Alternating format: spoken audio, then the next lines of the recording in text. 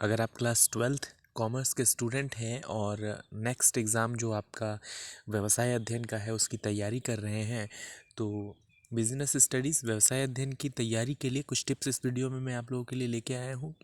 क्योंकि जब एग्ज़ाम्स चल रहे हों और बीच में कुछ दिन आपको गैप मिलता है, तो आप चाहते हैं कि कम से कम समय में ज़्यादा से ज़्यादा तैयारी आप कर सकें। खास करके ऐसे विद्यार्थी जो पढ़ने में थोड़ी सी कमी रह गई हो, या कम तैयारी किया हो आपने, तो आपको और भी ज़्यादा ज़रूरत होती है कम समय में ज़्यादा तैयारियों की। तो सबसे पहली बात तो ये, जैसा कि आप अब तक ऐसा कर भी रहे होंगे कि प्रश्न बैंक से आप तैयारी कर रहे होंगे, लेकिन आपने पाया होगा कि हम ये नहीं कह सकते, अब तक जो 2 या 3 एग्ज़ाम हुए हैं तो आपने देखा होगा कि ऐसा नहीं है कि पूरे 80 नंबर के प्रश्न आपके प्रश्न बैंक से ही आ रहे हैं। लेकिन हाँ, प्रश्न बैंक से इतने प्रश्न जरूर आ रहे हैं जिससे आप अच्छे मार्क्स लेकर पास हो सकते हैं। मतलब 80 नंबर के पेपर में से आप 40 से 50 नंबर तो आराम से प्रश्न बैंक से पढ़कर ले सकते हैं। तो क्योंकि इतना समय भी नहीं है आपके पास कि आप एक नए सिरे से तैयारी शुरू कर सकें, जो गैप मिला है इसमें आप कुछ इंपॉर्टेंट प्रश्नों को रिवाइज करिए। अगर नहीं याद किया उन इंपॉर्टेंट प्रश्नों को तो याद कर लीजिए, ताकि कब से कब आप एक सेफ स्कोर लेकर आ सकें, पासिंग मार्क्स लेकर आ सकें। उसमें भी अगर आपको कम समय में ज़्यादा तैयारी की ज़रूरत है, तो मैं कुछ क्वेश्चंस बताना चाहूँगा, इसमें मार्क करना चाहूँगा, जो आप ज़रूर पढ़ कर जाइए, जो आप ज़रूर याद कर लीजिए। तो ये जो इकाई 1 है, इकाई 1 में ऑब्जेक्टिव तो आप सारे इकाइयों की पढ़ लीजिए, मैं ऑब्जेक्टिव की बात नहीं करूँगा, मैं बात करूँगा क्वेश्चन आंसर की, प्रश्न उत्तरों की। तो अति लघुत्तरीय प्रश्न देखिए, जो इकाई 1 से मेरे हिसाब से जो बहुत इम्पोर्टेंट रहने वाला है, या जो हर बार प्रश्न बोर्ड एग्ज़ाम्स में पूछा जाता है, वो होने वाला है प्रबंध प्रशासन और संगठन के बीच जो अंतर होता है ना, वो आप याद कर लीजिएगा। आपके बुक में एक साथ अंतर दिया होगा, प्रबंध प्रशासन और संगठन। तो देखिए, प्रबंध और प्रशासन में 2 अंतर यहाँ बोल रहा है, और प्रबंध और संगठन में भी अंतर बोल रहा है। तो आप अलग अलग ना याद करके एक साथ आपके बुक में से याद कर सकते हैं। तो यूनिट 1 से मैं आपको सलाह दूंगा कि प्रबंध प्रशासन और संगठन के बीच अंतर आप याद कर ही लीजिए, 2 अंक का आने वाला है, तो आप 3 अंतर कम से कम याद कर लीजिए। और किसी के बीच भी, अगर तीनों के बीच एक साथ अंतर याद कर लेते हैं, किसी के बीच भी अंतर पूछे तो आप बता पाएंगे। उसके अलावा ये प्रबंध जन्मजात और अर्जित प्रतिभा है, स्पष्ट कीजिए, ये प्रश्न अक्सर आता है। तो ये 2 नंबर के लिए है, तो बहुत ज़्यादा चीज़ें आपको इसमें नहीं बतानी पड़ेंगी, क्योंकि वीडियो बहुत लंबा हो जाएगा, इसलिए मैं इसके आंसर पर चर्चा नहीं करूँगा। प्रश्न मैंने आपको बता दिए। यूनिट 1 से ये 2 क्वेश्चन आपको ज़रूर तैयार कर लेना चाहिए, अंतर और प्रबंध एक जन्मजात और अर्जित प्रतिभा है, ये क्वेश्चन आप तैयार कर लीजिए। और उसके बाद इकाई 2 की ओर चलते हैं। तो इकाई 2 में से विश्लेषणात्मक प्रश्न आने वाला है। तो इसमें से कौन से ऐसे मस्ट क्वेश्चन है जो आपको पढ़कर ही जाना चाहिए, याद करके ही जाना चाहिए? तो ये तो एक फेमस चैप्टर है, आप देख पा रहे होंगे, टेलर और फ्योल के सिद्धांत में अंतर। आप तो छोड़कर जाइए ही मत, क्योंकि हर साल ये क्वेश्चन आता है। टेलर और फ्योल के बारे में आपसे क्वेश्चन 100% पूछा ही जाएगा, चाहे उनके बीच अंतर पूछे या उनके सिद्धांतों के बीच कोई विशेषता पूछ ले या उनका लाभ पूछ ले, लेकिन टेलर और फ्योल आपसे पूछे जाएंगे। तो आप इसे ना छोड़ें। अगर आप अंतर याद कर लेते हैं, तो ये मान लीजिए अंतर विशेषताओं के माध्यम से किया जाता है। तो जो अंतर के 2 तरफ होते हैं ना, बायां और दायां, तो अगर आप टेलर का अंतर याद कर रहे हैं, टेलर और फ्यूल के बीच अंतर याद कर रहे हैं, मतलब दोनों की विशेषताएं भी आपको याद हो गई। तो अंतर तो आप याद कर ही लीजिए, 100% चांस है टेलर और फ्यूल पूछे जाएंगे आपसे। उसके अलावा आप जो इसमें से ज़रूर याद करिए, वो है चौथा नंबर क्वेश्चन, टेलर के वैज्ञानिक प्रबंध के सिद्धांत को समझाइए।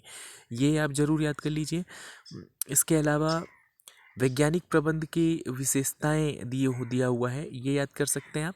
और हेनरी फ्यूल द्वारा प्रतिपादित सिद्धांत, ये सबसे ज़्यादा इंपॉर्टेंट क्वेश्चन मैंने आपको बताया। तो मेनली 3 क्वेश्चन मैंने मार्क किया है, हालांकि मैंने इसमें ऑलरेडी कम क्वेश्चन दिए हुए हैं, लेकिन इसमें से भी मैं और कम कर दे रहा हूँ आपके लिए। 3 क्वेश्चन याद कर लीजिएगा आप। टेलर और फ्यूल के बीच अंतर, टेलर का वैज्ञानिक प्रबंध का सिद्धांत और हेनरी फ्योल के प्रबंध का सिद्धांत। ये 3 क्वेश्चन इकाई 2 से आप याद कर लीजिए, आपका काम हो जाएगा। मेरी पूरी पूरी उम्मीद है कि इनमें से क्वेश्चन जरूर पूछे जाएंगे। विशेषता वगैरह इस टेलर और फ्योल से रिलेटेड कुछ भी पूछेगा तो आप इन 3 क्वेश्चन के आंसर जो याद करोगे वहाँ से आप आंसर दे पाओगे। नेक्स्ट चलते हैं हम लोग अगली इकाई की ओर। तो इकाई 3 में से जो क्वेश्चन आपको ऑब्जेक्टिव के अलावा जरूर याद करना चाहिए, अति लघु उत्तरीय प्रश्न, इसमें से 2 नंबर के क्वेश्चन बनने वाले हैं। तो इसमें से आप याद करिए, व्यावसायिक पर्यावरण को परिभाषित कीजिए, लास्ट वाला क्वेश्चन, ये आप डेफिनेटली याद करिए, ये बहुत इंपॉर्टेंट क्वेश्चन रहने वाला है। और एक और जो आप याद कर सकते हैं वो वैश्वीकरण। वैश्वीकरण आप याद कर लीजिए, वैश्वीकरण का डेफिनेशन भी याद कर लीजिएगा। वैश्वीकरण के उद्देश्य से यहाँ बोल रहा है, लेकिन आप उसका डेफिनेशन भी याद कर लीजिएगा। वैश्वीकरण किसे कहते हैं या वैश्वीकरण की विशेषता क्या थी, ये विशेषता भी पूछा जा सकता है, सिर्फ उद्देश्य याद करके मत जाइए। मेरी सलाह ये है, चाहे यहाँ नहीं दिया लेकिन वैश्वीकरण की विशेषता भी आप याद कर लीजिए। वैश्वीकरण किसे कहते हैं ये भी आप याद कर लीजिए, क्योंकि 2 नंबर का प्रश्न आने वाला है। और ये एक नया क्वेश्चन दिखाई दे रहा है, मैं इसके बारे में ज़्यादा नहीं कहूँगा, लेकिन फिर भी आप नाम याद कर सकते हैं। भारत की 4 आर्थिक नीतियों के नाम लिखिए, इसमें ये सब आ जाता है। नई औद्योगिक नीति, नई आर्थिक नीति, वैश्वीकरण, उदारीकरण, ये सब आ जाता है। तो फिर भी मैं यहाँ 2 क्वेश्चन मार्क कर रहा हूँ, वैश्वीकरण और व्यावसायिक पर्यावरण। ठीक है, इकाई 4 की ओर चलते हैं। इकाई 4 नियोजन में आप ऑब्जेक्टिव के अलावा क्या ज़रूर पढ़कर जाएँ। तो अति लघु उत्तरीय प्रश्न की ओर सबसे पहले हम रुख करेंगे, अति लघु उत्तरीय प्रश्न की ओर। इसमें आप याद करके ही जाएं, ऐसा क्वेश्चन है। नियोजन की परिभाषा याद कर लें, परिभाषा के साथ साथ आप आशय भी याद कर लेना, कुछ भी पूछा जा सकता है। और बाकी मैं एक ही क्वेश्चन सलाह दूंगा आपको, आशय और विशेषता। विश्लेषणात्मक प्रश्नों की ओर चलते हैं। बजट तथा कार्यक्रम में अंतर बोल रहा है, इसे ना करें आप। नियोजन के उद्देश्य 5वां नंबर। नीतियों और कार्यविधियों में अंतर, ये ज़रूर कर लीजिए। और नियोजन करते समय कौन कौन सी बाधाएं आती हैं, इसका मतलब कि नियोजन करते समय बाधाओं से मतलब है कि सीमाएं। आपकी बुक में हो सकता है सीमाएं दिया हो, आलोचना दिया हो या दोष दिया हो। तो नियोजन की सीमाएं, आलोचना या दोष जो भी आपके बुक में दिया हो, आप इसके लिए याद कर लीजिए। 4 पॉइंट आपको याद करना होगा। और नियोजन के तत्व, नियोजन के तत्व भी आपसे पूछा जा सकता है, लेकिन इसमें से भी मोस्ट इम्पॉर्टेंट आप मान लीजिए, नियोजन करते समय कौन कौन सी बाधा आती है, मतलब कि सीमाएं और नियोजन के उद्देश्य, ये ज़्यादा इम्पॉर्टेंट मुझे लग रहा है। हालांकि तीसरा इम्पॉर्टेंट मैं इस अंतर को कह सकता हूँ, नीति और कार्यविधियों में अंतर। ठीक है, तो ये 3 आपके लिए बहुत इंपॉर्टेंट रहने वाले हैं। नियोजन करते समय कौन कौन सी बाधाएं आती है, ये अंतर और नियोजन के उद्देश्य, ये मैं टॉप पर रखूँगा यहाँ से। इकाई 5 की ओर चलते हैं। इकाई 5 में जो आप ऑब्जेक्टिव के अलावा याद करोगे, अति लघु उत्तरीय प्रश्न यहाँ से बनने वाला है। इसमें से आप याद कर लें, संगठन का क्या कार्य है, इसे ना करें।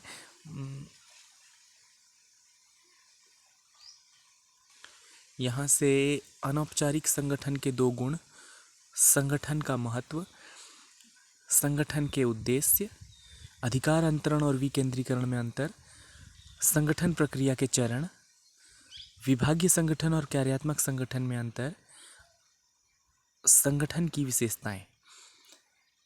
यहाँ से क्वेश्चन ज़्यादा है क्योंकि ये यूनिट थोड़ा सा लंबा है। तो ये जो क्वेश्चन मैंने आप लोगों को बताया है, ये आप ज़रूर से ज़रूर याद करके जाइए। 2-2 नंबर का क्वेश्चन आने वाला है गाइस, मतलब कि आपको बहुत ज़्यादा टेंशन लेने की ज़रूरत नहीं है। कहने का मतलब है मेरा, जैसे विशेषताएं बोल रहा है, आप सिर्फ 2 विशेषता याद कर लीजिए। अंतर बोल रहा है, आप सिर्फ 2 अंतर याद कर लीजिए। महत्व बोल रहा है, आप सिर्फ 2 महत्व याद कर लीजिए। तो ऐसा नहीं है कि क्वेश्चंस ज़्यादा है तो आपको बहुत ज़्यादा मेहनत करने की ज़रूरत है यहाँ पर। औपचारिक संगठन और अनौपचारिक संगठन का अंतर आप ज़रूर याद कर लीजिएगा, यहाँ पर नहीं है, लेकिन मेरी सलाह है कि अनौपचारिक संगठन और औपचारिक संगठन के बीच 2 अंतर आप ज़रूर याद कर लीजिए। अंतर भी पूछा जा सकता है, और दोनों के गुण कहा जाए या विशेषता कहा जाए, बात एक ही है। तो औपचारिक संगठन की विशेषताएं, अनौपचारिक संगठन की विशेषताएं और दोनों के बीच अंतर, ये भी मेरा सलाह रहेगा कि आप ज़रूर याद कर लें।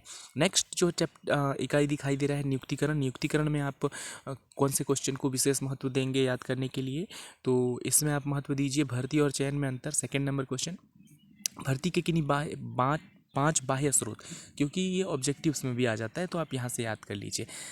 स्टाफिंग तो रहने दीजिए। भर्ती के आंतरिक स्रोत, मतलब भर्ती के आंतरिक स्रोत, बाह्य स्रोत और भर्ती और चयन में अंतर, ये आपको याद करना ही है, और चयन प्रक्रिया। ठीक है, ये 4 क्वेश्चन आप याद करिए। नेक्स्ट की तरफ चलते हैं हम लोग। इकाई 7 में से आप क्या याद करके जाओगे ऑब्जेक्टिव के अलावा, और वो होगा लघु उत्तरीय प्रश्न जो 3 अंक का पूछा जाना है। उसमें औपचारिक और अनौपचारिक संप्रेषण में अंतर, ये रहा क्वेश्चन नंबर 3। धनात्मक और ऋणात्मक अभिप्रेरणा अभिप्रेरणा की विशेषताएं, एक अच्छे नेता के गुण, निर्देशन के तत्व, संप्रेषण के तत्व, ये याद कर लीजिए। मतलब मैं 3 और 6 क्वेश्चन इसमें से मैं सलाह दूंगा आप याद करें। 3 पॉइंट याद करना है, क्योंकि 3 अंक का प्रश्न बनने वाला है, तो आपको 3 ही पॉइंट अधिकतम याद करने की ज़रूरत है। नेक्स्ट इकाई 8 जो कि है नियंत्रण। इसमें आप ऑब्जेक्टिव के अलावा जो याद करोगे, लघु उत्तरीय प्रश्न 3 नंबर का आने वाला है। इट मीन्स कि आपको 3 पॉइंट अधिकतम याद करना है। नियंत्रण की सीमाएं याद कर लीजिए, नियंत्रण की विशेषताएं याद कर लीजिए, बजट और नियंत्रण रहने दीजिए इसको। नियंत्रण की विशेषताएं तो ऊपर मैं बता चुका हूँ आपको, नियंत्रण की विधियाँ ये रहने दीजिए।